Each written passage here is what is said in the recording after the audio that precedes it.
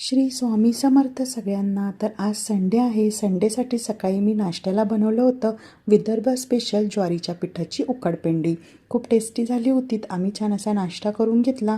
ऋग्वेद बसला होता स्टडी करायला, त्याला होमवर्क मिळालं होतं आणि त्यानंतर आम्ही जेवण केलं. जेवणामध्ये आधी सिम्पल बेत होता, कारण रोज असं भाजी चपाती होते, तर मग आज फोडणीचं वरण बनवा अशी सगळ्यांची फरमाईश होती. छान फोडणीचं वरण, चपाती, भात असं आमचं जेवण झालेलं आहे. त्यानंतर दुपारी थोडा आराम करून संध्याकाळी छान असं चमचमीत बनवावं म्हणून मी बनवली होती चायनीज भजी. तर रेसिपी तुमच्याबरोबर शेअर करते. पत्तागोबी घेतलेला आहे. तुम्हाला जेवढ्या क्वांटिटीमध्ये बनवायचं असेल तेवढी तुम्ही पत्तागोबी घ्या. बारीक कट करून घेतली आणि स्वच्छ अशी धुवून घेतलेली आहे. पाणी जे आहे ते सगळं आपल्याला काढून घ्यायचं आहे. पाणी काढून झाल्यानंतर यामध्ये आपण 1 चमचा आलं लसूण पेस्ट घालूया आणि 1 चमचा लाल तिखट. तिखट आपल्या आवडीनुसार आपण कमी जास्ती करू शकतो.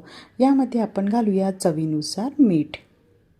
त्यानंतर 1.5 चमचा मी सोया सॉस घातलेला आहे आणि छान एकत्र आपण मस्त असं मिक्स करून घेऊया. त्याला पाणी सुटतं.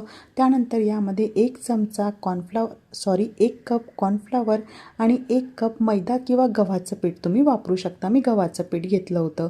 मिक्स केल्यानंतर यामध्ये छान असा कलर येण्यासाठी फूड कलर ॲड केलेला आहे. जसं गाड्यावर मिळतो तसा कलर येण्यासाठी फूड कलर तुम्ही घालू शकता, नसेल तर स्किप करू शकता.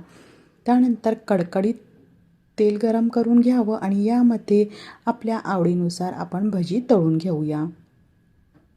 हाताला पीठ चिटकू नये म्हणून थोडं मी पाणीसुद्धा लावून घेतलं होतं आणि त्यानंतर भजी मस्त अशी सोडून घेतलेली आहे.